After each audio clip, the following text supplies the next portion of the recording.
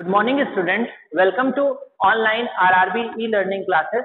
Today we have to discuss class 8 chapter number 2 linear equation in one variable. देखिए बच्चों, इससे पहले section में हमने लीनियर इक्वेशन के बारे में समझा था और सोल्यूशन ऑफ लीनियर इक्वेशन के बारे में डिस्कस किया था। इस पार्ट में हम कुछ वर्ड प्रॉब्लम को डिस्कस करेंगे। फॉर एग्जांपल, ये फर्स्ट क्वेश्चन मैं आपके सामने डिस्कस कर रहा हूँ। वर्ड प्रॉब्लम को सॉल्व करने का बेसिक कॉन्सेप्ट में आप लोग सबसे पहले इसकी इक्वेशन फॉर्म करेंगे, देन उसका सोल्यूशन फाइंड आउट करेंगे। देखिए बच्चों, क्वेश्चन क्या कह रहा है? क्वेश्चन ये है, what should be added to twice the rational number. Question क्या कह रहा है बेटा?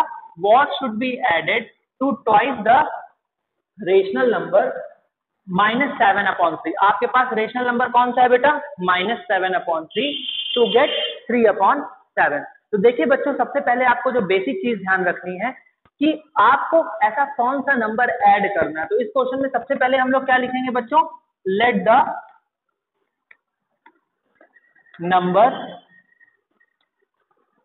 The number be x. आपने सबसे पहले कंसीडर किया कि एक्स एक नंबर है जिसको हम ट्वाइस द रेशनल नंबर -7/3 में ऐड करेंगे। तो अब हम बात करेंगे ट्वाइस ऑफ, मैंने लिखा ट्वाइस ऑफ -7/3 कितना हो जाएगा स्टूडेंट? ध्यान से देखिएगा। अगर मैं ये कहूं कि -7/3 का ट्वाइस है, इसका मतलब क्या करना है बच्चों? आपको मल्टीप्लाई 2 करना है। तो -7/3 मल्टीप्लाई 2 कितना हो जाएगा बच्चों? -14/3। Okay students. सो अब हमें ये कह रहा है, अकॉर्डिंग टू क्वेश्चन, हम क्वेश्चन की लैंग्वेज को लिखेंगे। अकॉर्डिंग टू क्वेश्चन क्या कह रहा है बच्चों? Twice of rational number -14/3। What number should be added, और हमने वो नंबर क्या कंसीडर किया है बच्चों? एक्स कंसीडर किया है। और वो हमें क्या देगा बेटा? 3/7। कितना है स्टूडेंट? 3/7। यहां तक कोई डाउट है? आपकी जो गिवन इक्वेशन है वर्ड प्रॉब्लम से, आपने इसे क्या फाइंड आउट कर लिया बच्चों? -14/3 plus x is equal to 3/7। अब देखने की कोशिश करेगा स्टूडेंट्स। इक्वेशन में एक बार फिर से लिखता हूं, क्योंकि आपने क्या कहा, फिर से क्वेश्चन को समझिए। What should be added to twice the rational number -7/3 to get 3/7। तो सबसे पहले आपने कहा let the number be x. आपने क्या कहा स्टूडेंट? नंबर को क्या कह दिया? एक्स कह दिया। और ट्वाइस ऑफ -7/3 का बेसिक मतलब क्या है? -7/3 मल्टीप्लाई 2 इज इक्वल टू -14/3 बच्चों। अब देखिएगा, -14, हम इक्वेशन को एक बार फिर से लिखते हैं। -14/3 plus x is equal to 3/7। इसमें बच्चों अब हमें x की वैल्यू फाइंड आउट करनी है। वो कैसे होगा बेटा? हमने कभी भी अगर x की वैल्यू फाइंड आउट करनी होती है तो x को फ्री करते हैं। यहां पर हम एक नया मेथड सीखने वाले हैं, that is known as transposition method. मतलब हम -14/3 x को फ्री करने के लिए -14/3 को LHS से RHS की तरफ ट्रांसपोर्ट करेंगे या फिर शिफ्ट करेंगे। तो देखिए बेटा, कभी भी अगर हम किसी भी वैल्यू को -14/3 या किसी भी कांस्टेंट को LHS से RHS की तरफ शिफ्ट करते हैं तो उसका साइन चेंज हो जाता है। यहाँ पर वो किस में है बेटा? माइनस में है। तो अगर इसका ये LHS से RHS की तरफ जाएगा तो इसका साइन प्लस में हो जाएगा। तो मैं लिखेंगे क्या? Transposing -14/3 to RHS। ठीक है बच्चों। अब हम क्या करेंगे? -14/3 को ट्रांसपोज करेंगे RHS की तरफ। तो देखिए स्टूडेंट, क्या हो जाएगा? इक्वेशन हमारी x is equal to 3/7। x is equal to 3/7 और ये माइनस है, RHS पे जाएगा तो कितना हो जाएगा बच्चों? +14/3। ठीक है स्टूडेंट, कोई डाउट नहीं है? 3/7 plus 14/3।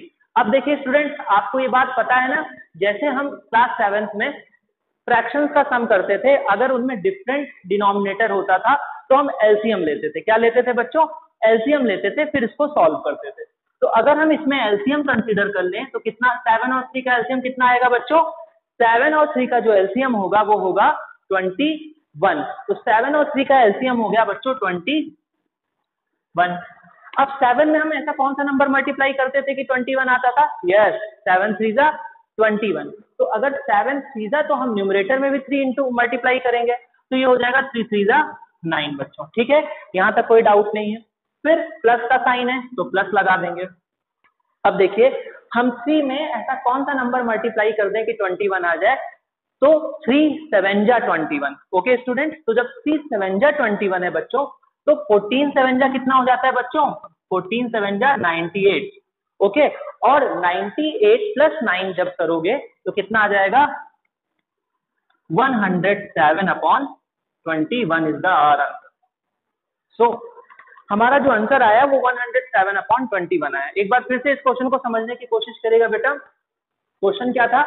What should be added, हमें कौन सा ऐसा नंबर ऐड करना है twice the rational number -7 upon 3 to get 3 upon 7। इसके लिए सबसे पहले क्या किया बच्चों आपने? Let the number be x। आपने सबसे पहले क्या कंसीडर किया? Let the number be x। उसके बाद आपने कहा कि ट्वाइस ऑफ -7 अपॉन 3, तो ट्वाइस ऑफ -7 अपॉन 3 कितना हो जाएगा बच्चों? -7 अपॉन 3 मल्टीप्लाई टू, तो -14 अपॉन 3। और according to question -14 upon 3 plus x is equal to 3 upon 7। और उसके बाद हमने इसको लिखा, ट्रांसपोज किया टू RHS। -14 अपॉन 3 को जब हमने RHS के पर ट्रांसपोज किया तो वो प्लस में हो गया और हमारा आंसर आ गया 107 अपॉन 21। ओके स्टूडेंट, अब हम लोग स्टूडेंट एक्सरसाइज 2.2 का क्वेश्चन नंबर 1 डिस्कस कर रहे हैं। Exercise 2.2 question number 1। देखिएगा बच्चों क्या करना है, बेसिक रूल, पहले हम इक्वेशन को फॉर्म करेंगे वर्ड प्रॉब्लम की मदद से, फिर इसको सॉल्व करेंगे।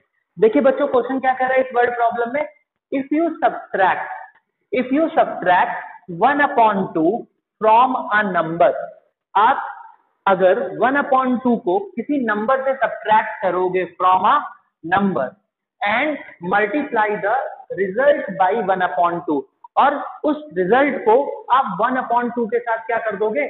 मल्टीप्लाई कर दोगे, यू गेट 1 अपॉन 8। आपको क्या मिलेगा बच्चों? 1 अपॉन 8 मिलेगा। क्वेश्चन है व्हाट इज द नंबर। अब सवाल आपके सामने ये है कि वो नंबर क्या होगा। ठीक है, अब देखिए अगर आप कभी भी किसी वर्ड प्रॉब्लम को सॉल्व कर रहे हो तो सबसे पहले आप उसे पार्ट बाय पार्ट ब्रेक करिए, उसको लिखिए, उसके बाद नेक्स्ट स्टेप करिए। तो सबसे पहले हमारे पास क्या है? एक नंबर है। तो वही इक्वेशन में वर्ड प्रॉब्लम में सब में मैं स्टार्टिंग किससे करता हूं? Let the number be x। तो मैंने क्या लिखा बच्चों? Let the number be x। अगर हमने क्या माना बेटा? नंबर को क्या मान लिया बच्चों? x मान लिया। Let the number be x। अब क्या होगा, ध्यान से देखने की कोशिश करेगा। जब हम ये कहते हैं let the number be x और कह रहा है कि if you subtract 1 upon 2 from a number, तो हम क्या लिखेंगे? अकॉर्डिंग टू क्वेश्चन, जो क्वेश्चन में दिया गया है, अकॉर्डिंग टू क्वेश्चन। ध्यान से देखिएगा बच्चों, हम क्या कह रहे हैं कि if you subtract 1 upon 2 from a number. From a number का मतलब है कि सबसे पहले हम x लिखेंगे, x माइनस करेंगे किसको बेटा? 1 अपॉन 2 को। ठीक है बच्चों, एंड देन आपसे क्या कह रहा है? ये पहली इक्वेशन हो गई, आपने सब्ट्रैक्ट कर दिया 1 अपॉन 2 को x से, and multiply the result by 1 upon 2। और इस रिजल्ट को आप किससे मल्टीप्लाई कर दोगे बेटा? 1 अपॉन 2 से, and multiply the result of 1 upon 2, और आपको मिलेगा कितना? You get 1 upon 8। कितना मिल जाएगा बच्चों? 1 अपॉन 8। ठीक है, कोई डाउट नहीं है, ये इक्वेशन हमारी फॉर्म हो गई।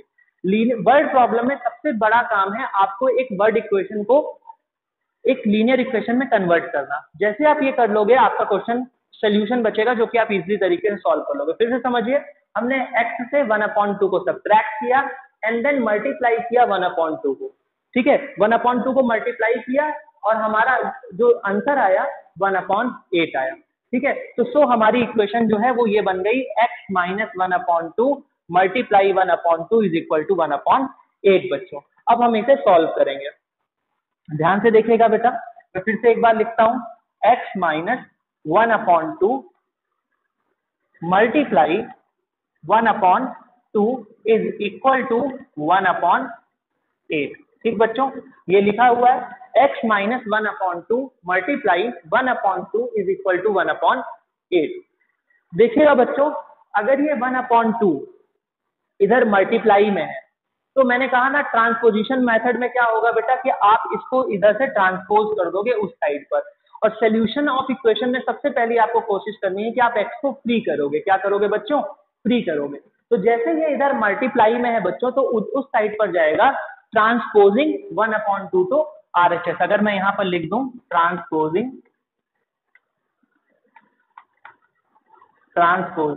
1/2 टू RHS, तो क्या हो जाएगा बच्चों, जैसे हम इसे ट्रांसपोज करेंगे देखिएगा यहां पर हो जाएगा x minus 1/2 is equal to 1/8 divided by 1/2, क्योंकि अगर ये मल्टीप्लाई में है तो उधर जाके क्या हो जाएगा बच्चों, डिवाइड में हो जाएगा। अब देखिएगा, आपने फ्रैक्शन में देखा था कि अगर कोई भी चीज डिवाइड में है तो आप इसको मल्टीप्लाई करके इसका रेसिप्रोकल लिख सकते हैं। क्या हो जाएगा बेटा, ध्यान से देखिएगा, आप इसे क्या कर सकते हो, यहीं पर मैं इसको दिस इंप्लाइज दैट पे लिख देता हूं, ये तो as it is x minus 1/2 ही होगा, और ये क्या हो जाएगा बच्चों, ये हो जाएगा 1/8। क्या होगा बच्चों, 1/8 मल्टीप्लाई कर देंगे डिवीजन की जगह और इसका रेसिप्रोकल कर देंगे 1/2 का इनवर्स, दैट इज 2/1। तो ये 2 1 जा 2 हो जाएगा और ये 2 4 जा 8। ओके बच्चों, तो कितना आ जाएगा, x minus 1/2 is equal to 1/4। आप और भी मेथड से सॉल्व कर सकते हैं, इलिमिनेशन मेथड से सॉल्व कर सकते हैं कि अगर यहाँ 1/2 मल्टीप्लाई है तो बोथ साइड पर डिवाइड कर सकते थे। तो जैसे ही आप डिवाइड करेंगे तो ये 2 इधर कैंसिल हो जाएगा और 1/8 से अगर 2 का डिवाइड करेंगे तो आंसर कितना आ जाएगा, 1/4। ठीक है, तो यहाँ पर कितना हो जाएगा, x minus 1/2 is equal to कितना आ गया बच्चों, इज इक्वल टू बताइए 1/4। ठीक है स्टूडेंट, अब देखिएगा क्या होगा, हमें x को फ्री करना है। अभी इसके साथ x के साथ और कौन जुड़ा हुआ है, -1/2। तो अब -1/2 को भी ट्रांसफर करेंगे LHS टू RHS। तो मैंने यही कहा अगेन, ट्रांसपोजिंग 1/2 टू RHS। ठीक है बच्चों, एक चीज ध्यान रखिएगा, जब हम इस 1/2 को ट्रांसपोज कर रहे थे, क्योंकि ये मल्टीप्लाई में था, RHS पे शिफ्ट होगा तो ये डिवाइड में हो जाएगा, लेकिन इस समय ये 1/2 माइनस में है, तो ये जब RHS की तरफ जाएगा तो ये प्लस में हो जाएगा। तो क्या हो जाएगा बच्चों, ध्यान से देखिए, x is equal to 1/4 plus 1/2। ठीक है बच्चों, x is equal to 1/4 plus 1/2। यहां तक कोई डाउट नहीं है बच्चों, x is equal to 1/4 plus 1/2। तो अब देखिएगा क्या हो जाएगा बेटा, यहाँ पे x is equal to denominator क्या हो जाएगा बेटा, अगर कभी भी किसी फ्रैक्शन नंबर में डिनोमिनेटर डिफरेंट हो तो हम उसका क्या कर लेते हैं, एलसीएम ले लेते हैं। तो 4 और 2 का एलसीएम कितना आ जाएगा बच्चों, 4 आ जाएगा। ओके, तो ये 4 1 जा 4 ही होगा और 2 2 जा तो ये हो जाएगा 2। तो x की वैल्यू कितनी आ जाएगी स्टूडेंट, x की वैल्यू आ जाएगी 3/4। तो एक बार फिर से क्वेश्चन को समझने की कोशिश करते हैं, 3/4 हमारा आंसर आ जाएगा। देखिएगा बच्चों, 3/4 के बारे में हम इसे कैसे सॉल्व कर रहे हैं, एक बार फिर से मैं क्वेश्चन को एक बार क्विक रिकैप करते हैं। हमने ये कहा कि if you subtract 1/2 from a number, आपको क्या करना था, किसी नंबर में से 1/2 को सब्ट्रैक्ट करना था and multiply the result by 1/2, और 1/2 सब्ट्रैक्ट करने के बाद आपका जो नंबर आता उससे आपको 1/2 को क्या करना था, मल्टीप्लाई करना था। इससे आपका जो आंसर आता वो 1/8 आता। तो लीनियर इक्वेशन में सबसे पहला वर्ड प्रॉब्लम को सॉल्व करते समय हम लोग क्या करते हैं, हमने लिखा let the number be x। हमने जो नंबर लिया, कंसीडर किया, वो x था, और अकॉर्डिंग टू क्वेश्चन क्या कह रहा था, x में से जब हम -1/2 को सब्ट्रैक्ट कर रहे थे, x में से जैसे ही हमने -1/2 को सब्ट्रैक्ट किया, उससे जो आंसर आया उसको हमने 1/2 से मल्टीप्लाई कर दिया, और जो टोटल आंसर आया वो 1/8 आया। तो हमारे पास जो इक्वेशन मिल गई वो ये मिल गई, x minus 1/2 multiply 1/2 is equal to 1/8। Solution के लिए हम क्या करते हैं, x को फ्री करने की कोशिश करते हैं। तो हमने x को फ्री कैसे किया बेटा, हमने 1/2 इधर मल्टीप्लाई में था, ट्रांसपोज किया तो वो उधर गया तो डिवाइड में हो गया, 1/8 डिवाइडेड बाई 1/2। और इसका सॉल्व करने का तरीका है, हमने इसको मल्टीप्लाई किया और इसको साइन को मल्टीप्लाई किया और इसका रेसिप्रोकल करा, तो 1/8 मल्टीप्लाई 2/1, तो ये आंसर क्या आ गया बेटा, x minus 1/2 is equal to 1/4। और हमें x को फ्री करना था बच्चों, तो हमने क्या किया, इसको इधर ट्रांसपोज कर दिया, तो x is equal to 1/4 plus 1/2 आया, और सॉल्व करने के बाद हमारा जो आंसर आ गया वो 3/4। कहने का आंसर का मतलब ये है यहाँ पर कि अगर हम यहाँ पर 3/4 की वैल्यू पुट करते, उसमें से माइनस 1/2 करते और फिर उसके बाद 1/2 का मल्टीप्लाई करते, तो आंसर हमारा 1/8 आता। आप चाहें तो इस भी तरीके से अपना आंसर चेक कर सकते हैं। एक्सरसाइज 2.2 का क्वेश्चन नंबर 2 डिस्कस करते हैं। थोड़ा सा बड़ा क्वेश्चन है, ध्यान से समझने की कोशिश करेगा स्टूडेंट। क्वेश्चन क्या कह रहा है, रूल वही है, पहले आपको इक्वेशन बनानी है फिर सॉल्व करना है। तो सबसे पहले क्वेश्चन को ध्यान से पढ़ना है। क्वेश्चन ये कह रहा है बच्चों कि the perimeter of a rectangular swimming pool is 154 metre. Given क्या है बच्चों, सबसे पहले गिवन भी लिखते जाते हैं। आपके पास गिवन क्या है स्टूडेंट, कि जो पेरीमीटर है रेक्टेंगुलर स्विमिंग पूल का, जो पेरीमीटर है वो क्या है बेटा, मैंने क्या लिख दिया बच्चों, पेरीमीटर। सबसे पहले आपको क्या लिखना है बच्चों, कि perimeter of rectangular pool, swimming pool है, आप लिख दीजिए रेक्टेंगुलर पूल। कितना है स्टूडेंट, दैट इज 154 मीटर। ठीक है बच्चों, मैंने यही कहा कि जो perimeter of rectangular swimming pool है वो 154 मीटर है। पहली इंफॉर्मेशन आपको मिल गई। दूसरा इंफॉर्मेशन क्या कह रहा है बेटा, its length is 2 metre more than twice its breadth. ध्यान से पकड़िए क्वेश्चन को, उसकी जो लेंथ है स्टूडेंट वो 2 मीटर मोर देन है उसकी ब्रेथ की।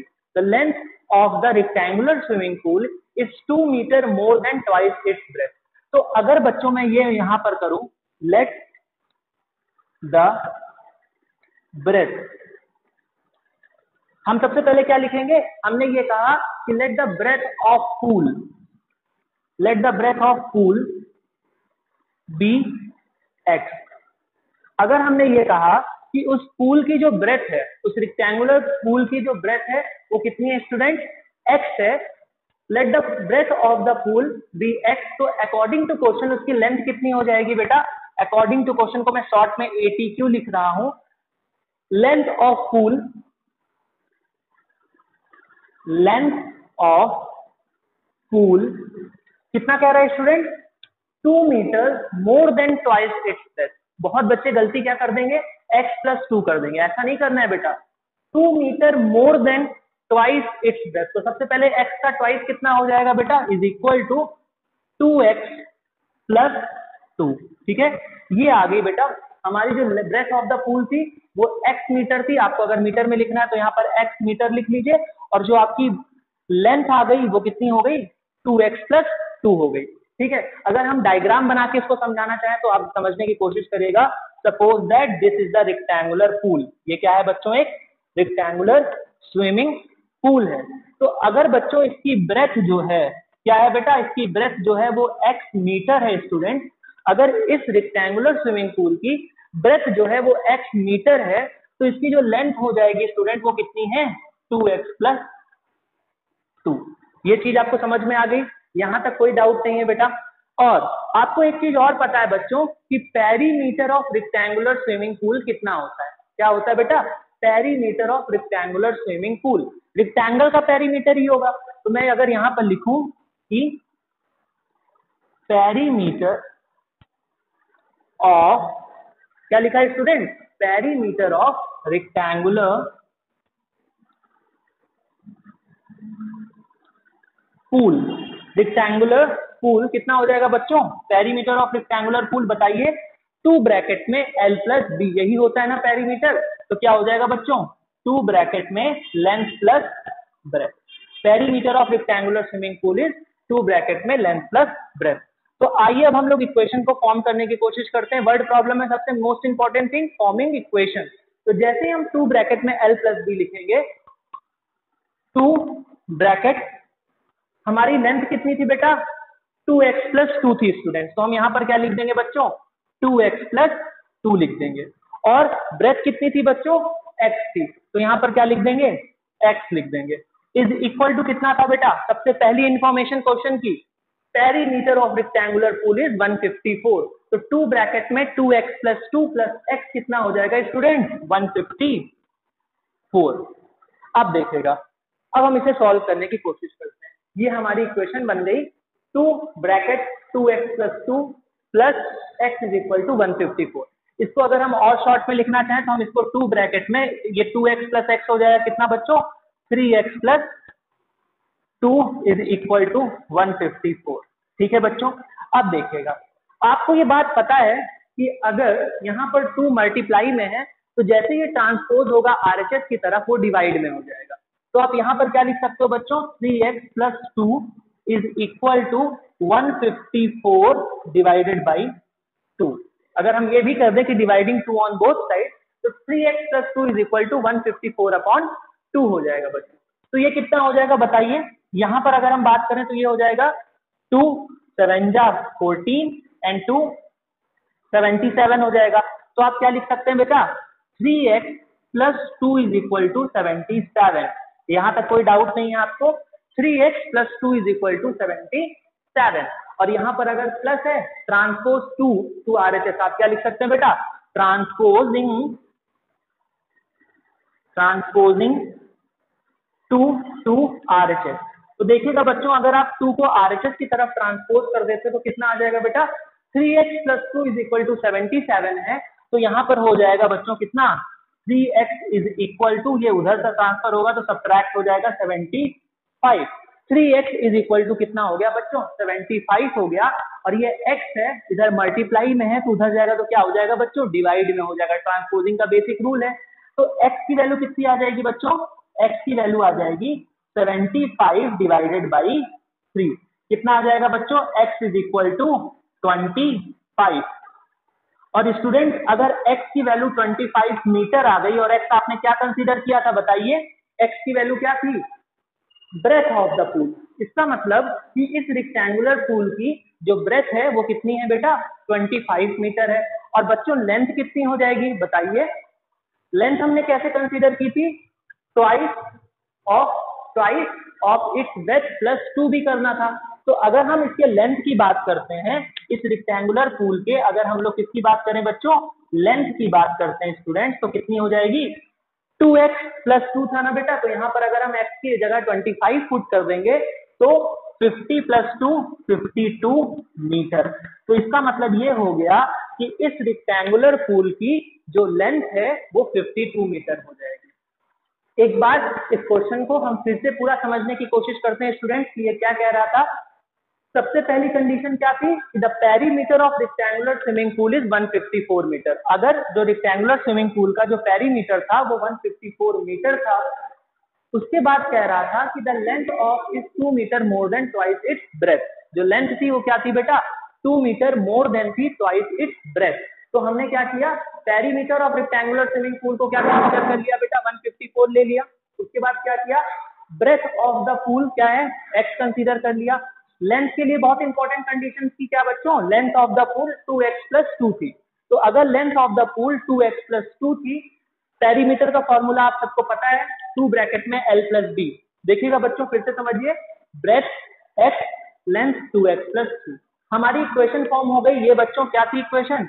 2 ब्रैकेट में 2x प्लस 2, 2 ब्रैकेट में 2x plus 2 plus x is equal to 154। यहाँ तक किसी को कोई डाउट नहीं बच्चों? और फिर हमने लिखा 2 ब्रैकेट में 3x plus 2 is equal to 154 और उसके बाद हमने सॉल्व कर लिया। ठीक है, ऐसे क्वेश्चंस को आप प्रैक्टिस करेंगे तब आपको ये चीजें समझ में और अच्छे से आ जाएंगी। ओके, तो चलिए स्टूडेंट, अब हम लोग एक्सरसाइज 2.2 का क्वेश्चन नंबर 3 डिस्कस करते हैं। सबसे पहले आपने देखा था ना कि वर्ड प्रॉब्लम के क्वेश्चन में हम क्या करते थे? सबसे पहले हम इक्वेशन को फॉर्म करेंगे एंड देन उसका सोल्यूशन। लेकिन उससे पहले आपको इस क्वेश्चन को बहुत अच्छे से समझना जरूरी है। तो देखिए बच्चों क्या लिखा है कि the base of N isosceles triangle. अब देखिए क्या है यहाँ पर गिवन कंडीशन क्या है? That is isosceles triangle. The base of N isosceles triangle is 4/3 centimetre. Okay, जो बेस है आइसोसेलेस ट्रायंगल का वो कितना है बच्चों? 4/3 सेंटीमीटर है। क्वेश्चन को ध्यान से समझिएगा। उसके बाद कह रहा है कि द पेरीमीटर ऑफ ट्रायंगल, और उस ट्रायंगल का जो पेरीमीटर है बेटा, the perimeter of triangle is 4 whole 2/15 centimetre. कितना है बच्चों 4 होल 2/15 सेंटीमीटर, जो कि पेरीमीटर है। फिर कह रहा है कि what is the length of the remaining equal side. एक चीज तो क्लियर है बच्चों कि सबसे पहले आप ये समझिएगा बेटा सोल्यूशन में कि यहाँ पर किस ट्रायंगल की बात हो रही है स्टूडेंट, आइसोसेलेस ट्रायंगल की। आपने टाइप्स ऑफ ट्रायंगल में पढ़ा है कि there are on the basis of side triangle are classified into 3 categories. First is equilateral triangle, second is isosceles triangle and third is scalene triangle. तो isosceles triangle क्या होते हैं बेटा, the triangle whose two sides are equal. एक ऐसे triangle जिनकी दो साइडें आपस में इक्वल हो जाती हैं उन्हें हम आइसोसेलेस ट्रायंगल बोलते हैं, ठीक है। और सपोज दैट हम एक आइसोसेलेस ट्रायंगल बना भी देते हैं तो उससे हम लोगों को इजी तरीके से क्वेश्चन समझ में आ जाएगा। This is our isosceles triangle. Okay, तो देखिए बच्चों ये एक आइसोसेलेस ट्रायंगल है और हमने ये कहा कि इस ट्रायंगल का जो बेस है, क्या कह रहा है बेटा, the base of N isosceles triangle is 4/3 centimetre. Okay, अब देखिएगा स्टूडेंट, यहां पर हमसे कह रहा है कि find the length of the remaining equal side. तो लीनियर इक्वेशन के क्वेश्चन में हम हमेशा करते थे, कोई कंसीडर करते थे, तो यहां पर मैं ये कहूंगा कि let the length of remaining, मैंने क्या लिखा बच्चों, let the length of remaining, let the length of remaining equal side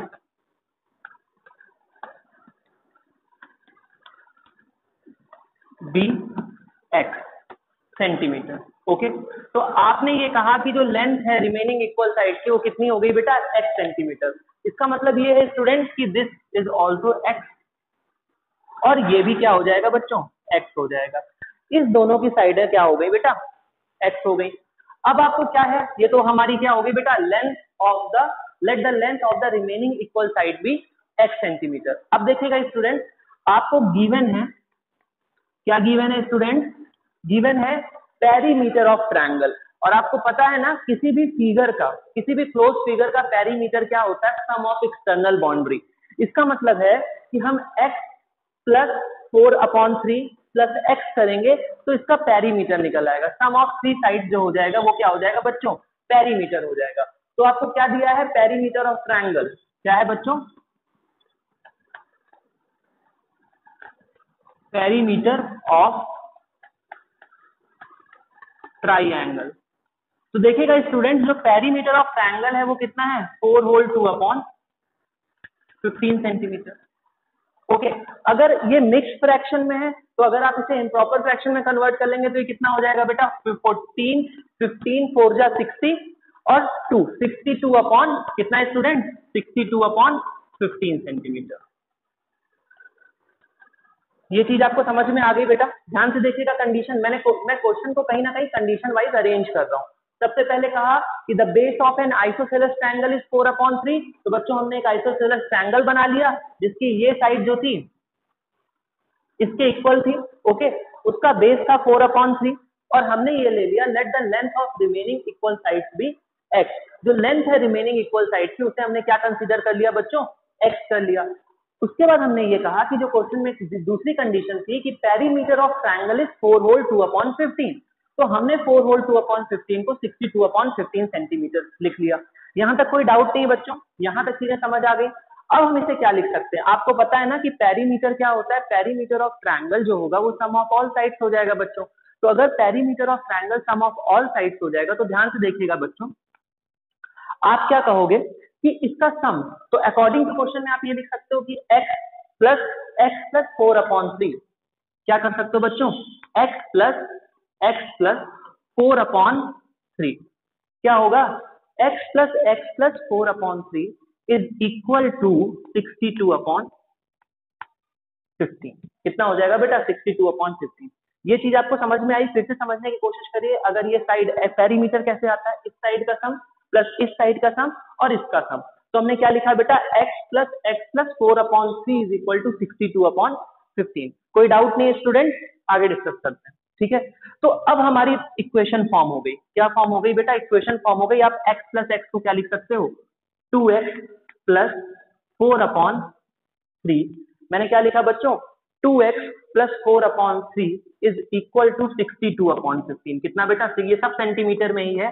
तो दिस इज आवर इक्वेशन। जितने भी वर्ड प्रॉब्लम के क्वेश्चन हुए हैं उन सब में हमने क्या डिस्कस किया है बच्चों, कि जैसे ही कोई क्वेश्चन हो सबसे पहले आप उसकी इक्वेशन फॉर्म कर लीजिए, और जैसे ही वो इक्वेशन फॉर्म हो जाएगी आप उसकी वैल्यू भी फाइंड आउट कर लेंगे सोल्यूशन की मदद से। ठीक है, तो सबसे पहले हमने ये कहा कि रिमेनिंग इक्वल साइड्स भी x, उनका पेरीमीटर क्या था 4 होल 2/15, जिसको हमने 62/15 कह दिया बेटा, और हमने x + 4/3 इज इक्वल टू 62/15 लिख दिया। यहां तक कोई डाउट नहीं है स्टूडेंट?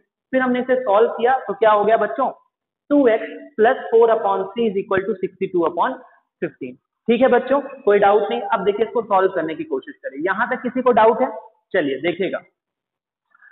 अब स्टूडेंट्स क्या होता है, इस इक्वेशन को आप यहाँ पर समझने की कोशिश करिए। हमारी इक्वेशन क्या है और हमें फाइंड आउट क्या करना था? क्वेश्चन वही है, what is the length of the remaining equal side.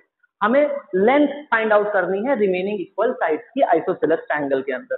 तो हम यहाँ पर देखिएगा बच्चों क्या लिखा है, 2x प्लस कितना 4/3। क्या लिखा है student? 2x + 4/3 is equal to 62/15। देखिए बेटा, कभी भी x की वैल्यू फाइंड आउट करने के लिए जितने भी क्वेश्चन आप देख रहे हो, हमने क्या कहा है, x को फ्री करिए। और x को कैसे फ्री होगा?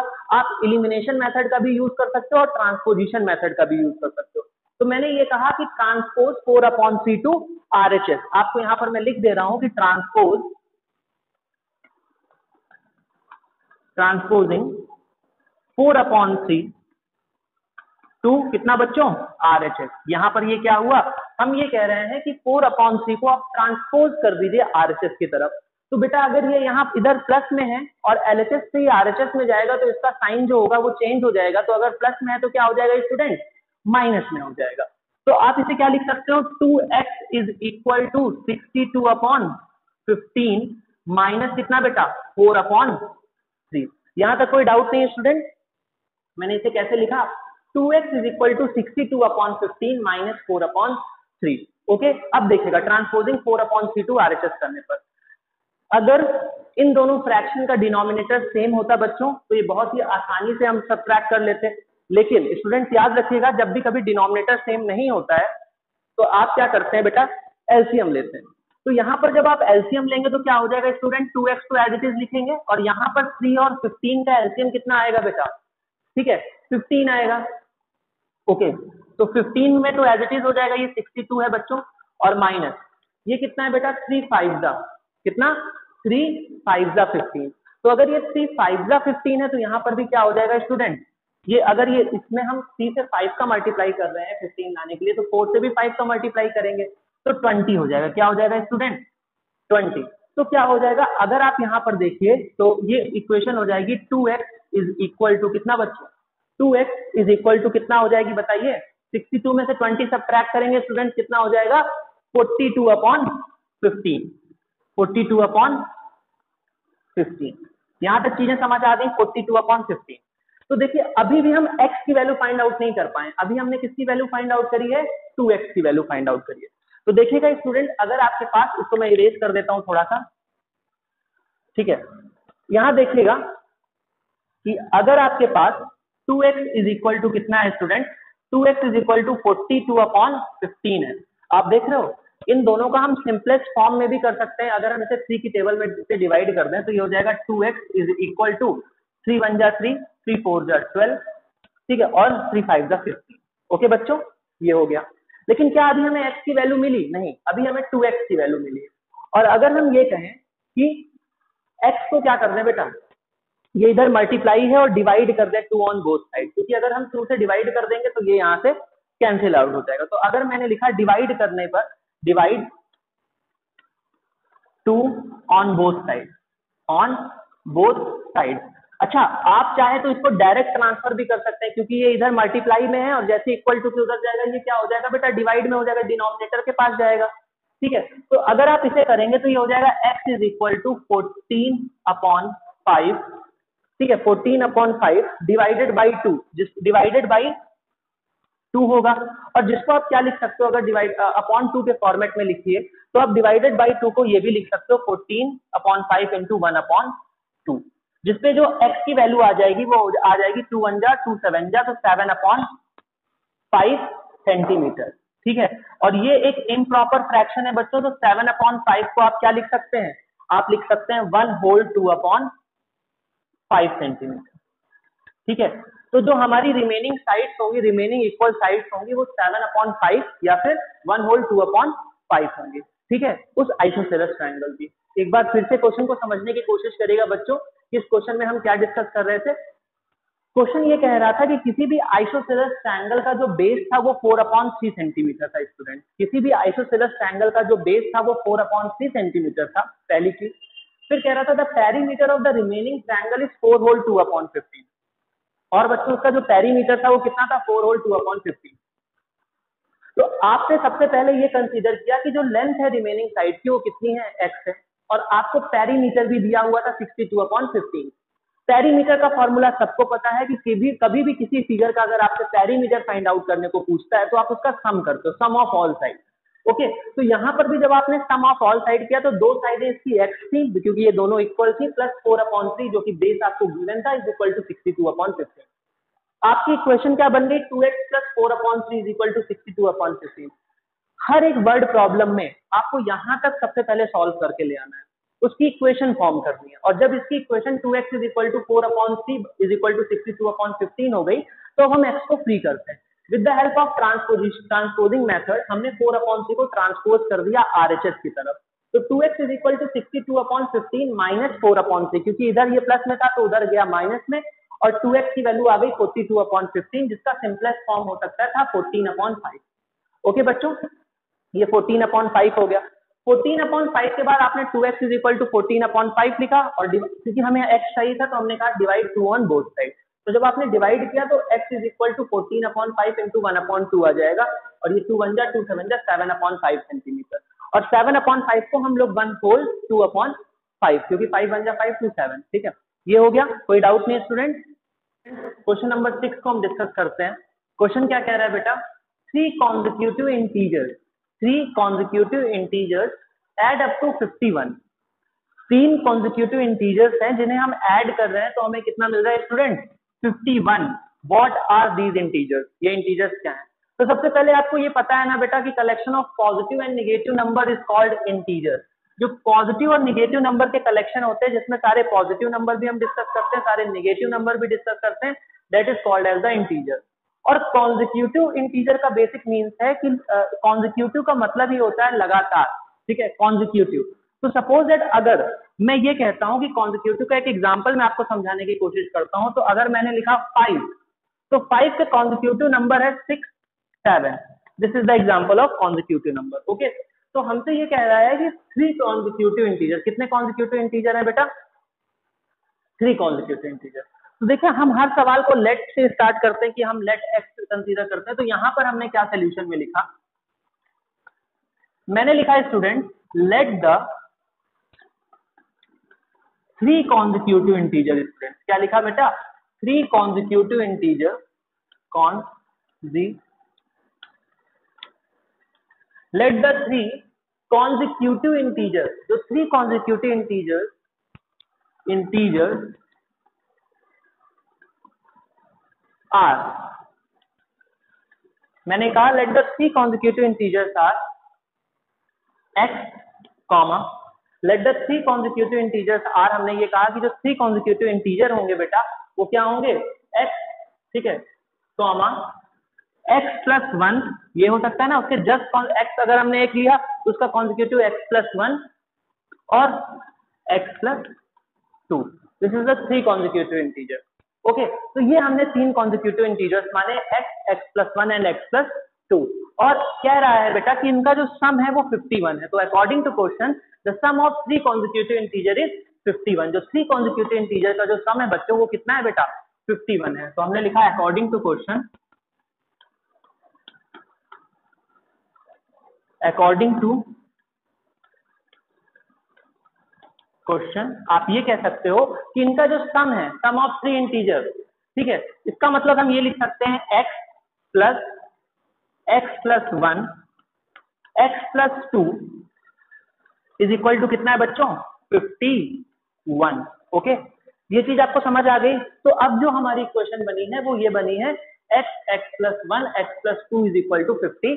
1। तो देखिएगा अगर हम इसे सॉल्व करें तो बीच में प्लस का साइन है, कोई दिक्कत नहीं है, x x x, तो ये हो जाएगा बच्चों कितना 3x, कितना बेटा 3x, और ये +1 है और ये +2 है, कितना हो जाएगा 3x + 3 इज इक्वल टू 51। ये आप लोग के लिए बहुत आसान है इसको सॉल्व करना।